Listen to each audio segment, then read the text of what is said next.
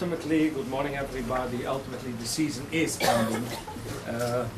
This is our last lecture for this season, and we hope to resume in a very peaceful environment after the Chagim.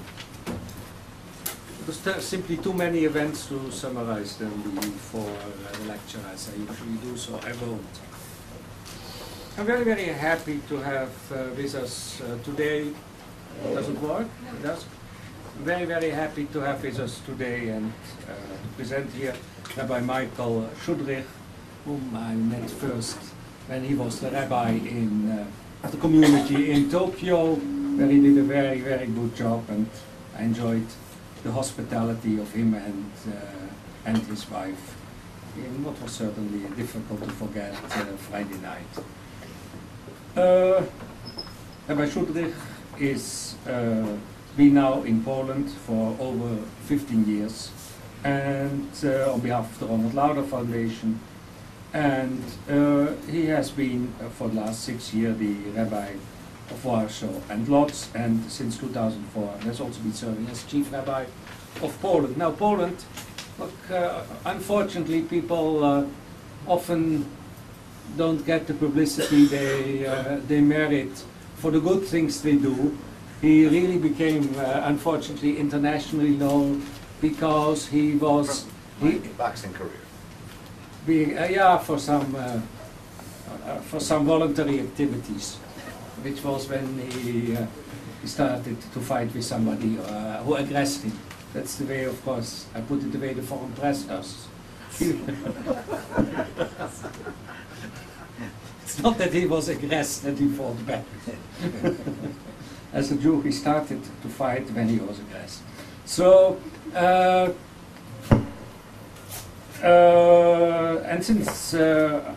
and we read a lot about Poland. I had thought for a long time that I would like to have him here, because Poland, of course, the community isn't very big, but the attention Poland gets for historical reasons, for actual reasons, often not very, very positive ones, such as the anti-Semitic radio, which lets the people from Yad Wadme speak, and the education minister, and so on. So I'm very, very glad to have somebody who, on the one hand, is inside the country, and on the other hand has enough perspective as somebody from the outside to look at it. It's a great pleasure to have you here. Thank you very much. So I shouldn't speak in Polish, right? I should speak in English? If you prefer to. It's very challenging to speak about the Jewish community of Poland, Jewish things in Poland, Poland and Jews, because we're really speaking at least about 3 different subjects. For me, that which is closest to my heart, and why I am living in Poland, are the Jews that are left, still living in Poland. Why they are there, how they are there, what is happening, that is something that I'll discuss, and that's my main focus. However, when we do speak about Jews in Poland or Jews and Poland, we're also speaking about 2 other subjects. One is Jewish heritage, the experience of Jews for close to 1,000 years in Poland, including their physical remnants.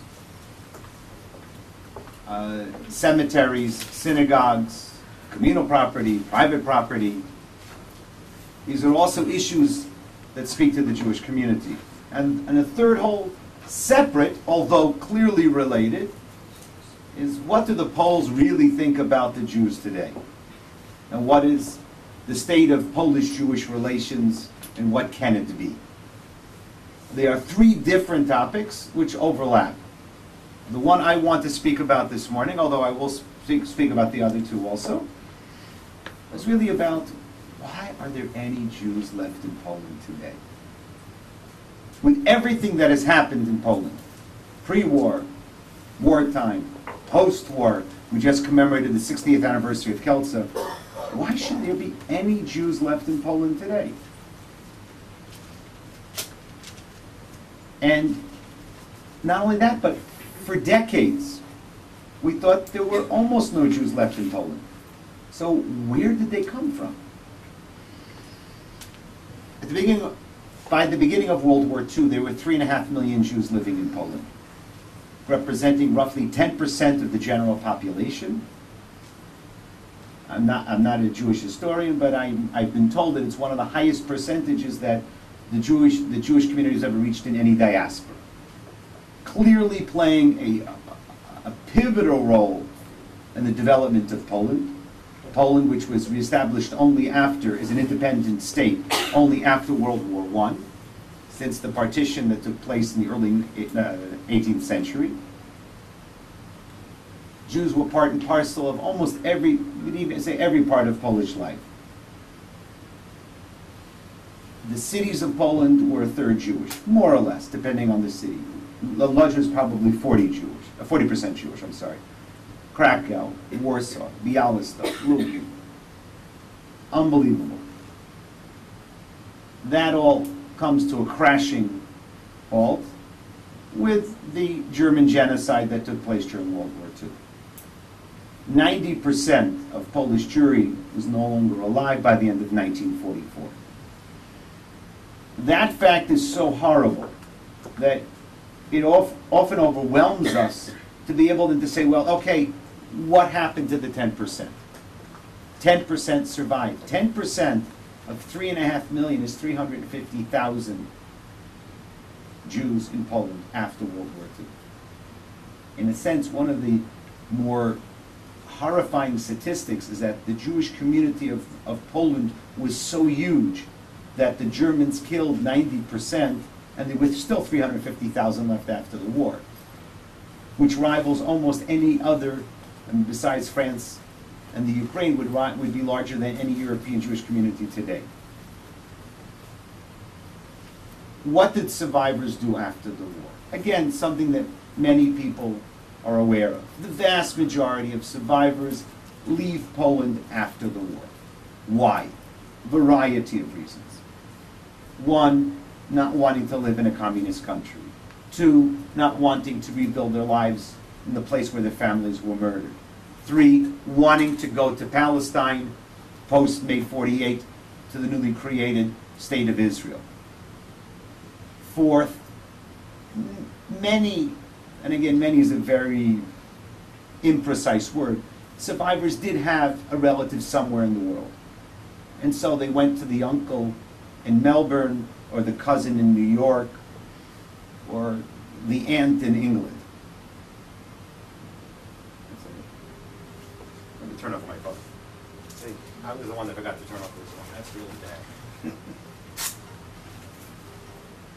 Of course, then I have to find the phone. So, there we go. I'm sorry. Everyone. Okay. At least it was good that my rang first, so no one else should be embarrassed. And then there's what I consider the most important reason why Jews left Poland after the war, and that was the presence of too much anti-Semitism. Again, too much anti-Semitism is also an extremely imprecise term, because one anti-Semite is too much. So therefore, there were definitely too many anti-Semites, meaning there was at least one anti-Semite in Poland. More importantly than the number of anti-Semites was the ability for these people to act in a way they felt unrestrained to do, which in some ways will affect something I want to talk about later about the situation today. The political situation in Poland from 45 to 48, 49 was one of tremendous balagan, which is the communists were fighting the nationalists, the nationalists the communists. It was entirely clear to the rest of the world. It was entirely clear to the rest of the world that Poland would become communist. It wasn't necessarily clear to the Poles. And there were battles going on. People were getting killed. This does not justify anti-Semitism. It puts it into a context. Basically, Poles were killing Poles, Poles were killing Jews in the years just after the war. The worst case, of course, Kielce, July 4th, 1946, 42 Jews were brutally murdered by Poles. The Poles still today argue whether or not it was the left that did it, the right that did it, the right pretending to be the left pretending to be the right. And I had occasion, because it was this month, it was the 60th anniversary earlier this month, where I kept repeating, saying that from the Jewish perspective, we really don't care. And the impact it had on the Jews of the time was not connected to, was it from the left or from the right, was it a provocation, was it a provocation? The impact, which is huge and still has effect till today, is that we were still being killed. Doesn't matter who was doing it. It matters for history.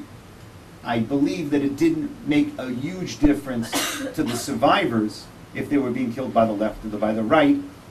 They survived the war. They just simply wanted to be in a place where they could live. And therefore, there became a choice. If I want to stay a Jew, I should leave Poland. If I want to stay in Poland, I should leave being Jewish. And here, the question is, what does it mean to be a Jew? Huge question. The way I define it in this case is very simply, to be a Jew means, in this particular case, if I feel comfortable telling my neighbor I was once Jew, I am Jewish, that I am Jewish. If I want to feel comfortable telling my neighbor, telling my colleague at work that I am a Jew, then I should not stay in Poland. This was the reaction of the overwhelming number of survivors, and so therefore the overwhelming numbers left. However, even when you say overwhelming numbers, and here I'm going to kind of overgeneralize, over 25 years, which there was a vibrant Jewish community trying to restart itself till 48. By 48, many Jews had left.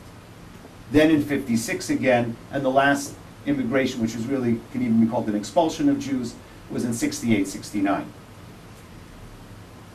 The result being that almost all of the Jews that stayed behind stopped being Jewish. There was a very clear decision to be made that if I wanted to stay in Poland after everything that happened, after the pogroms of the immediate after, by the way, it's not only Kielce, there were many others. Kielce was by far the most brutal and the greatest number. The numbers talked about are about 1,500, maybe 2,000 Jews killed after the war, horribly by their Polish neighbors. Again, the impact was, if I want to stay Jewish, I leave. If I want to stay, I stop being Jewish. Now, what does it mean to stop being Jewish? We're not talking about someone not putting on tefillin every day. We're talking about not telling your children that you were once Jewish, not telling your grandchildren. And so while there were a couple of 100,000 survivors that left, some thousands, and I believe it's tens of thousands, and nobody knows, stayed, and many of them gave up being Jewish, often to the extent of not telling their children and grandchildren. This family secret stays a secret, deep, dark, horrible secret stays a secret until 1989, the collapse of the communist system. The collapse of communism leads not only to leads not only to economic and political upheaval, it leads to social upheaval. You now can not only open a business or run for parliament, but you can also ask questions you didn't ask before. This is particularly hard for many of us to appreciate, where somebody growing up suspected they were Jewish, but would be afraid to ask their parents, is somebody really Jewish? One way that many of the now two post-war generations realize that they probably have Jewish roots is in the following way. This is without someone telling them. And again, for me, it's one of the most horrific reflections of what we experienced in that part of Europe during World War II. And that is when somebody realizes that one of their grandparents has no living relatives, or one of their parents. In other words, Poles were killed by Nazis. It was almost unheard of that an entire Polish non-Jewish family was wiped out by the Nazis. It was a very common Jewish story that I had 70 relatives before the war and only I survived. Only I and my cousins survived. And so where young people come to me today, and again, I'm there in the role as a rabbi, I'm not a historian, I'm not a social scientist. They come to me and they say, I think I'm Jewish. My mother has no living relatives, no grandparents, no brothers, no sisters, no cousins. And that for me is actually one of the most horrific ways of realizing the impact of what happened. Since 1989, thousands of Poles have discovered they have Jewish roots. Now I want to just put a little footnote to that. When I say discovered, many actually didn't know, and some knew, but knew it was something you didn't talk about in polite company.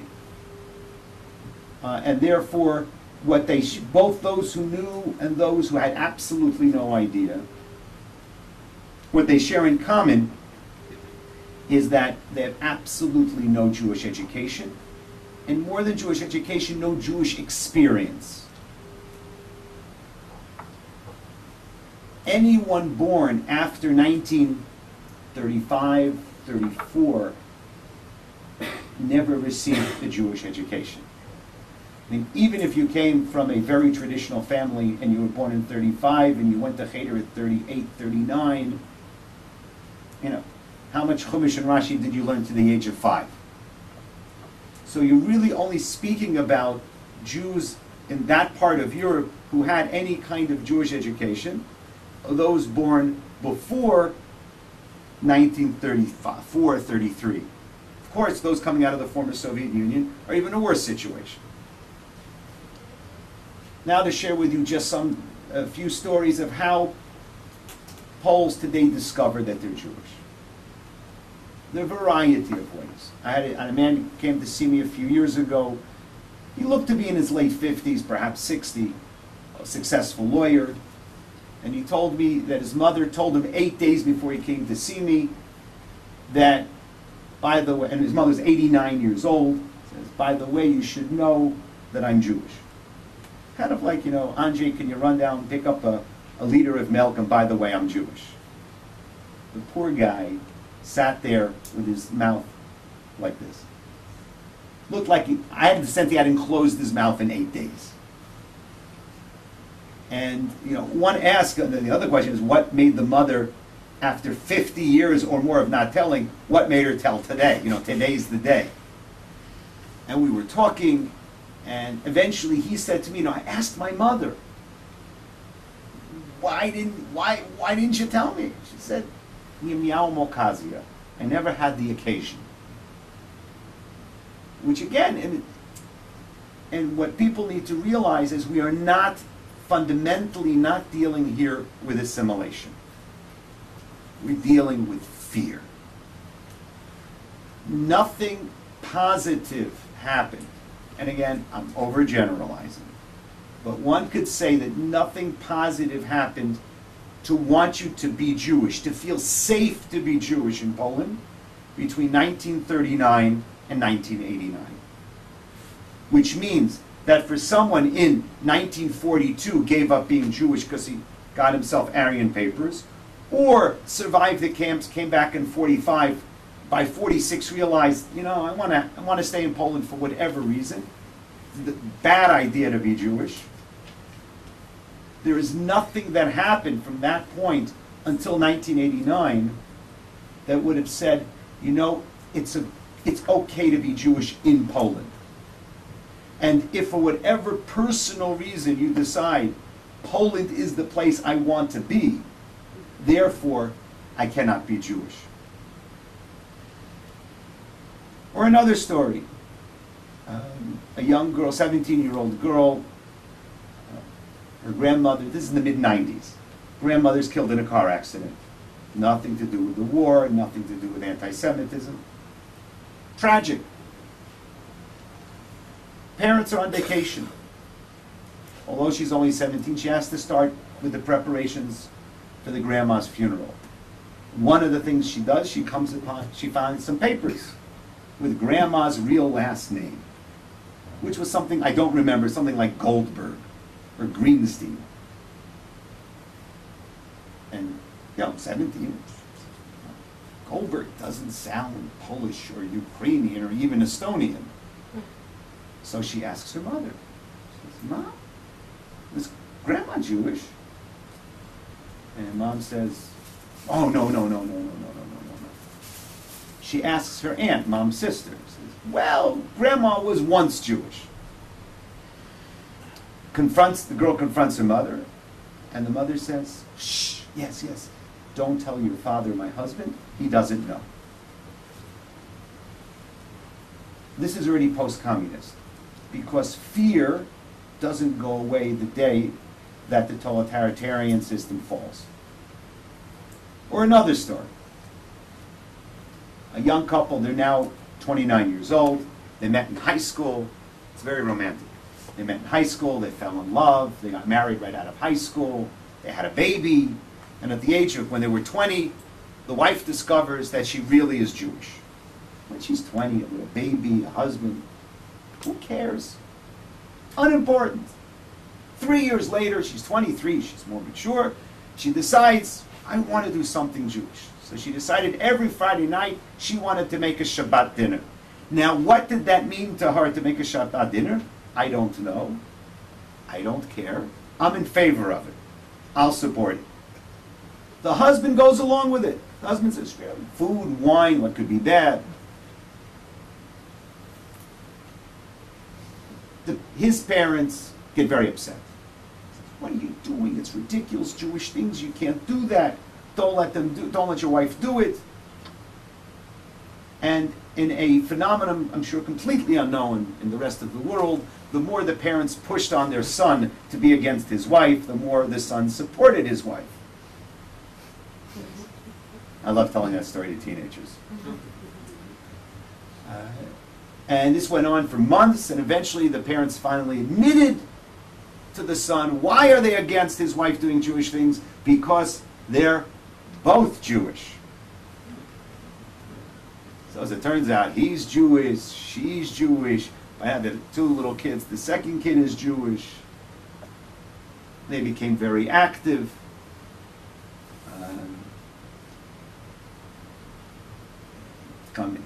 They're very active members of the Jewish community now. But so far the story is boring. Here's for the interesting part. This very romantic story, when the young couple met and fell in love in high school, they were both skinheads. So two Polish gulucherosh, two Polish skinheads meet in high school and fall in love, get married, and one after the other discover they're Jewish. The name of the unwritten book, because we haven't written the book yet, I don't know if we'll ever write the book, but I have a great title. It's From Skinheads to Covered Heads. Sounds better.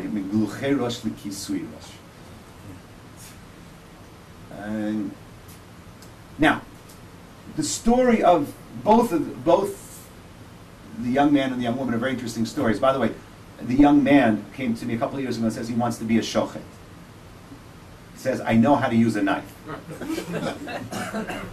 I said, I make a deal with you. I will find you to somebody to teach you to be a shochet on the condition you never tell me how you know how to use a knife. I don't want to hear the stories. Now, his story is very important, besides the fact that it's a great story, is that he has a twin brother, and he's not president of Poland, nor the prime minister. He's a twin brother, an older brother, a younger brother, and two parents, both 6 in the family. They're all Jewish. 2 years ago, only he was interested in being Jewish. The other ones did not want to hear about it. When they had their Jewish wedding, their Chuppah Kedushin last year, his twin brother, who's very close to, did not come to the wedding, did not come to the Chuppah Kedushim. He couldn't bring himself to confronting the fact his brother is doing something publicly Jewish. Because the brother was also a skinhead. By the way, this is a real footnote. This little incident I had the end of May, which, launching my boxing career, is the twin, the other brother, saw me that night. He says, "Tell me what he looked like." "I have friends. We'll find him. We'll take care of him." So I said, "That's not what these guys get arrested now." But a year ago, the twin wanted to know nothing about the fact he was Jewish. Really had a problem with it, and they were still in contact almost every day, as identical twins will do. The question is how many Jews, people ask me, how many Jews are there in Poland today? Which is the end, that's the one question.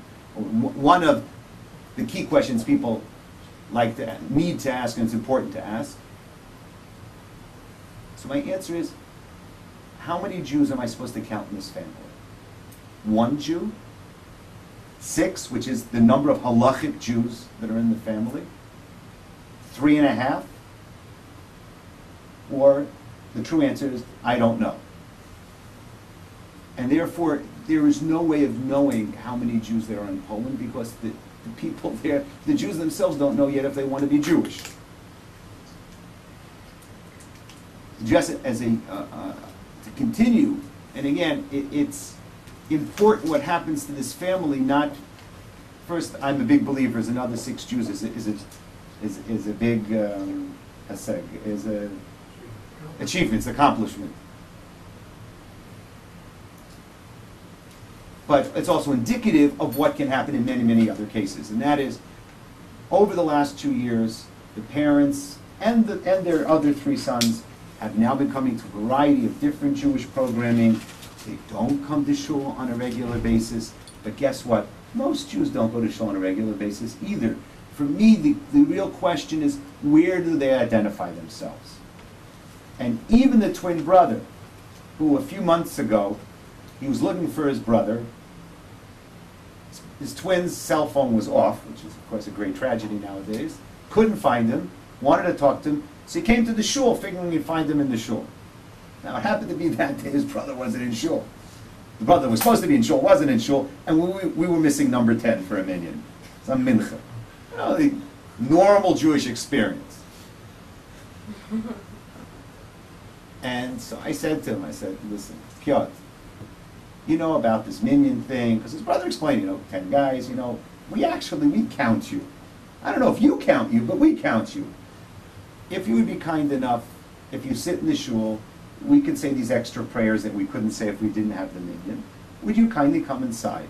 If you don't, I understand it. We're still buddies. It's fine. But if you would, it would be nice for us. I said, sure. So he made the minyan.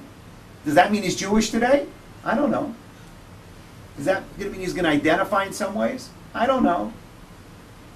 But we're in a certain direction. And this story gets repeated dozens, hundreds of times, and I could go on with more and more stories. I'm not. What is happening today is that thanks to the fall of communism, and thanks to real democracy, democracy is the best form of imperfect government, more Poles who discover their Jewish roots now feel they can identify openly as Jews. Lovely. We still don't know numbers. I can tell you just in terms of activities on a regular basis in the Warsaw Jewish community today, we have a daily minyan twice a day. Someone asked, what happened to the third one? We daven Mincha and Maariv together. We have Daf Yomi, we have adult education. Thanks to the Ronald S. Lauder Foundation, we have a pre-K to 9th grade. We have a youth group from 12, one group 12 to 15, then 16 up through university, a university group, a monthly magazine called Midrash, community newsletter that gets published, as all good community newsletters, sporadically. I'm sure I'm missing a few other things. A kosher store, shchita, which is very interesting. There's now huge competition on who's going to get to do shchita in Poland, because Poland is in the EU. You could then send it all over Europe, and the labor costs are cheaper than basically any other country in the EU. And for some reason, which I don't know or understand, that especially the beef yields a very high percentage of being glatt kosher. So I now have different groups of Chabad trying to undermine each other on who's going to do the shechita in Poland. So I have to make peace between them. It's very interesting. Somewhere in the category of impossible. And, I'm not going to say what I was going to say.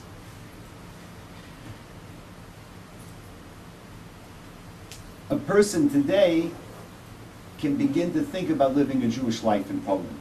Is that a good thing or a bad thing? We could discuss that later. It's just, that's a fact. Now to talk something about, let me just sum up with that. In Lodz, there's now a minyan in the morning, and I don't want to say that the only way of being Jewish, the only way is going to shul. I think it's a very good way of expressing your Jewish identity. But it's also indicative that once a community can get itself together to having a daily minyan, that it's gone through already several levels of development. Women using the mikveh in Warsaw went from 2 to 10. It's still not huge numbers, but that's indicative of a very serious commitment to a Jewish life. Krakow, Katowice, Wrocław, Legnica, Szczecin still have services on Shabbat and holidays. Poznan, Gdańsk sometimes, and that's new. What we have discovered is that there are many more Poles with Jewish roots, which is, I think, the most accurate way of defining them. In a sense, it's a self-definition at the beginning. There are many more Poles with Jewish roots left in Poland than anyone imagined. One of the first things that indicated to me that there were more than anyone thought of, because when I started working in Poland in 1990, I too thought, who knows how many are left, a few 100,000. Now, I had been to Poland 6 times in the 70s and 80s, so I knew there were some young Jews. I mean, I met Jews my own age. I spent the summer of '79 in Krakow, studying at the Jagiellonian, which is where I studied, the only time I ever studied Polish.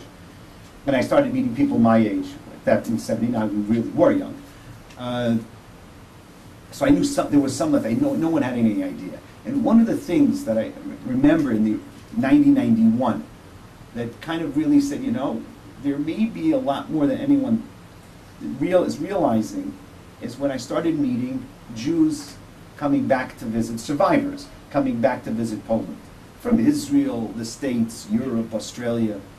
And inevitably, they would tell me, Rabbi, there are no Jews left in Poland, except my aunt. Okay. Next person. There are no Jews in Poland, except my cousin. There are no Jews in Poland, except this guy I went to 3rd grade with. I said, wait a second, you put together one cousin, one aunt, one friend from 3rd grade. I said, well, we may be on